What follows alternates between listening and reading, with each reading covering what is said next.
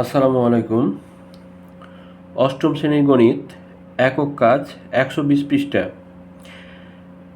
৫.২১ এখানে লেখা আছে একটি নমুনা নকশার মাধ্যমে ত্রিভুজ চতুর্ভুজ চিহ্নিত করে দেখানো হলো। জমিটির মোট ক্ষেত্রফল নির্ণয় করতে বলেছে। তো দেখো এইখানে একটা জমির নকশা দেখানো হয়েছে। এই নকশা থেকে আমাদের সম্পূর্ণ ক্ষেত্রফলটা বের করতে হবে। সেটা ত্রিভুজও হতে পারে, চতুর্ভুজও হতে পারে। এই সব মিলিয়ে আমাদের নকশাটা বের করতে হবে। এই হচ্ছে আমাদের মূল কথা। দেখো এখানে বলে দেওয়া আছে কিছু বইয়ে তোমাদের ১২০ পৃষ্ঠায় এই জিনিসগুলো অর্থাৎ এল এম এর মান ৮ এটা দেওয়া আছে। আমি এখানে লিখে রেখেছি দেখো এম এফ সমান ৩২ দেওয়া আছে। তারপর এম সমান সমান দেওয়া আছে ১৬, এল আর সমান দেওয়া আছে ১০। এগুলো বইয়ে দেওয়া আছে। এইখানে দেখো যে এই নকশাটা দেখে একটু কঠিন মনে হলেও আমরা যদি খুব ভালোভাবে এটাকে লক্ষ্য করি তাহলে এটা করা কোনো ব্যাপার না। যেমন দেখো যে এল এম এ এটাকে আমরা ১ নাম্বার সমকোণী ত্রিভুজ হিসেবে গণ্য করলাম। ১, তাহলে আমরা সমকোণী ত্রিভুজের অর্থাৎ আমরা এটাকে বলতে পারি যে ত্রিভুজের ক্ষেত্রফলের সূত্র দিয়ে এই ক্ষেত্রফলটুকু বের করতে পারবো। আমরা এটাকে ২ নাম্বার দিলাম। এটা একটা আয়ত এ বি এম এন। আমি যদি তোমাকে বলি যে আয়তক্ষেত্রের ক্ষেত্রফল বলতে পারবে না? অবশ্যই পারবা, কারণ এ বি পি এন এটা যদি আয়তক্ষেত্র হয় তাহলে আয়তক্ষেত্রের ক্ষেত্রফল আমরা অবশ্যই বের করতে পারবো। যেমন আয়তক্ষেত্রের ক্ষেত্রফল কি? দৈর্ঘ্য গণিত প্রস্থ। আর ত্রিভুজের ক্ষেত্রফল কত? হাফ গণিত ভূমি গণিত উচ্চতা। আবার দেখো এটা ৩ নাম্বার দিলাম। এটা একটা আয়তক্ষেত্র সি ডি ই কিউ, এটা একটা আয়তক্ষেত্র। আরটা দেখো যে ই এন এম এফ, এটা একটা আয়তক্ষেত্র। এটা আমি ৪ নাম্বার দিলাম। আর শেষে এল এফ জি কে, এটা ৫ নাম্বার দিলাম। এটা একটা ট্রাপিজিয়াম।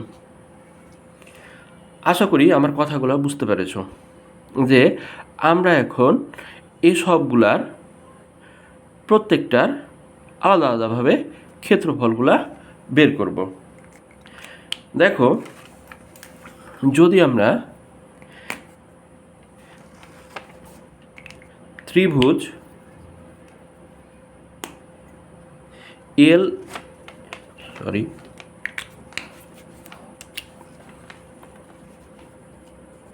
এল এম এ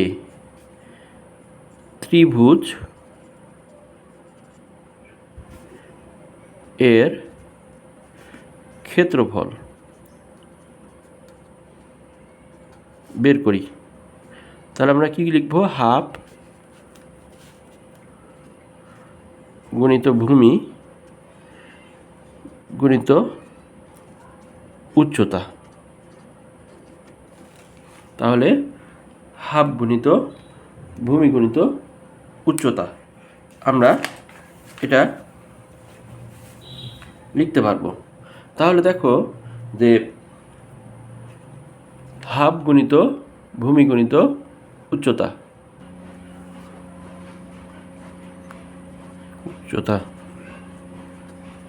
তাহলে দেখো হাফ ভূমিটা আমরা কি লিখতে পারবো? ভূমি লিখতে পারবো এল এম বা এম এল গুণিত উচ্চতা এ এম। তাহলে দেখো আমরা লিখতে পাচ্ছি যে হাফ, দেখো এখানে আমরা এই জন্য আমরা মানগুলো দিয়ে দিয়েছি। এল এম এর মান কত? 8। এ এম এর মান দেওয়া আছে 16। তাহলে দেখো কাটাকাটি করলে কত হবে? 4 16 64 এম স্কোয়ার, মিটার স্কোয়ার। তাহলে আশা করি এই ত্রিভুজের এই ক্ষেত্রফলটা তোমরা বুঝতে পেরেছ। এখন দেখো দ্বিতীয়তে আসি। দ্বিতীয়তে আমরা লিখব যে এ বি পি এন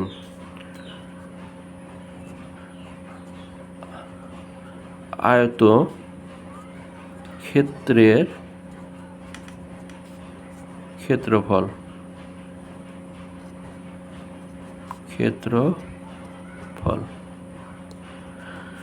তাহলে দেখো এ বি পি এন আয়তক্ষেত্রের ক্ষেত্রফল সমান আমরা কি জানি? দৈর্ঘ্য গুণিত প্রস্থ। তাহলে দেখো যে এইখানে এ বি এর মান দেওয়া আছে, কিন্তু এ এন এর মান অথবা বি এন এর মান দেওয়া নাই। যেহেতু এ বাহু সমান, সেহেতু আমরা এটা 8 এবং এটা প্রস্থটাকে আমরা কি 6 ধরতে পারবো। তাহলে এ বি গুণিত বিপি, এ বি এর মান কত? এ বি এর মান 8 আর বিপি এর মান কত? 6, 48। তাহলে আশা করি এটাও বুঝতে পেরেছ। তৃতীয় নাম্বার দেখো, 3 নাম্বার আমরা সি ডি ই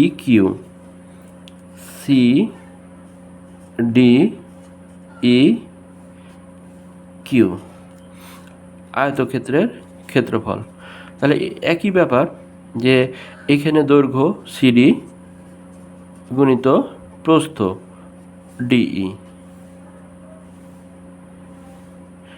তাহলে সিডি গুণিত ডি 16, সিডি 6, 6 16 96।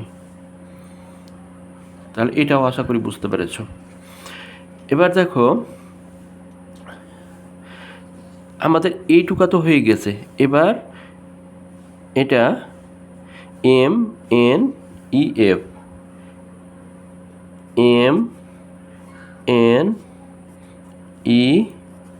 এফ আয়তক্ষেত্রের ক্ষেত্রফল।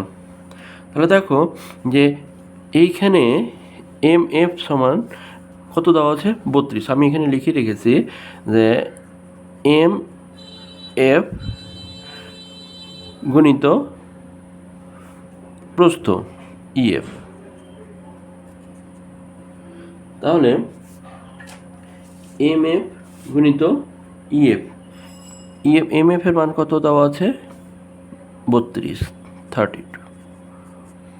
আর ইএফ এর মান দেওয়া আছে কত? 8। তাহলে 8 দুগুণে 16, 6 হাত থাকলো 1, 3 8 24 25 260। তাহলে আমাদের 1 2 3 4 করা হয়ে গেল। এবার দেখো পঞ্চম নাম্বারে কি আছে? কে জি এল এফ ট্রাপিজিয়ামের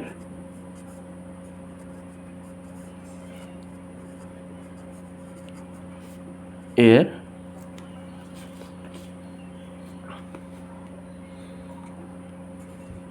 ক্ষেত্রফল। ট্রাপিজিয়ামের ক্ষেত্রফল সম্পর্কে আমরা কি জানি? ট্রাপিজিয়ামের ক্ষেত্রফল জানি হাফ গুণিত সমান্তরাল দুই বাহুর যোগফল গুণিত উচ্চতা। তাহলে উচ্চতা কি আছে? এল আর উচ্চতা। আর সমান্তরাল বাহু কি আছে? এল এফ যোগ কেজি। দেখো যে এল আর এর মান আমাদের দেওয়া আছে, কত দেওয়া আছে? 10। এল এফ এর মান কত? 56। আর কেজি এর মান কত? উল্টাপাল্টা হয়ে গেল, অর্থাৎ এখানে হবে 40 আর এইখানে হবে 56। এইখানে একটা ব্যাপার আছে যে দেখো যে এইখানে কিন্তু আমরা মানটা আমরা বের করেছিলাম। হ্যাঁ, এইখানে আমরা এখানে দেখাই যে এইখানে এল এফ এর মান কিন্তু আমরা এই 40টা আমাদের বের করেছিলাম। এটা কিন্তু মানে দেখতে হবে যে এখানে এল এম যোগ এম এফ, কারণ আমাদের এখানে 40 মান দেওয়া ছিল না। এটা আমরা কি করেছি, যেহেতু আর এইচ এবং এল এফ সমান, সেহেতু এল এফকে আমরা এল এম যোগ এম এফ, এই জন্য আমাদের 32 যোগ 8 সমান কত হচ্ছে? এটা 40। তাহলে দেখো, তাহলে আমরা এটা আমাদের কি পেলাম? এখন আমরা এটাকে 5 দ্বারা ভাগ করলে কত হবে? 5 তো 40 যদি হয় 6, আর এখানে কত আসবে? 9। 5 6 30, 5 9 45 আর 48। তাহলে দেখো আমরা সবগুলাই কিন্তু মানে যে 5টা চিহ্নিত করেছিলাম সেই 5টা চিহ্নিত মানগুলা কিন্তু আমরা বসিয়ে দিলাম। যে মানগুলো আমরা প্রত্যেকটার ক্ষেত্রফল আমরা বের করলাম। এখন এটাকে আমরা এখানে যতগুলো আছে সবগুলাকে আমরা যোগ করব। যোগ করলে আমাদের এখানে যে বলেছে জমিটির মোট ক্ষেত্রফল বের করো, অতএব মোট ক্ষেত্রফল সমান, প্রথমে লেখা আছে এল এম এ ত্রিভুজ এর ক্ষেত্রফল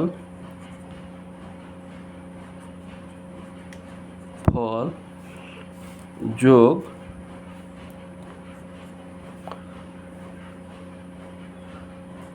এ বি পি এন আয়ত ক্ষেত্রের ক্ষেত্রফল যোগ সি ডি ই কিউ আয়ত ক্ষেত্রের ক্ষেত্রফল যোগ এম এন ই এফ আয়তক্ষেত্রের ক্ষেত্রফল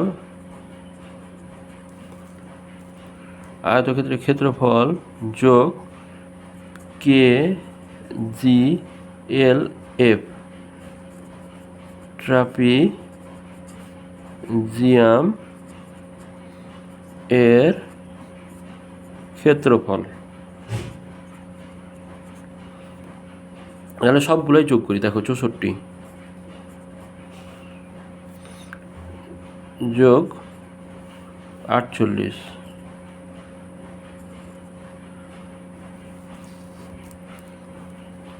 যোগ 96 যোগ 256 যোগ 40। তাহলে দেখো এখানে সম্পূর্ণ আসবে 944 বর্গ মিটার। কি আসবে? বর্গ মিটার। আশা করি তোমরা বুঝতে পেরেছো? তারপর আমি আবার একটু তোমাদের বুঝাই। দেখো যে প্রথমে আমরা এই সম্পূর্ণ নকশাটাকে 5 ভাগে ভাগ করেছি। সম্পূর্ণ নকশাটাকে আমরা 5 ভাগে ভাগ করেছি। ভাগ করে প্রত্যেকটার আমরা ক্ষেত্রফল নির্ণয় করেছি। হ্যাঁ, একবার প্র্যাকটিস করলেই তোমরা এটা পারবা। তো আজকে এখান পর্যন্তই, পরবর্তী ক্লাসে আবার দেখা হবে। আসসালাম।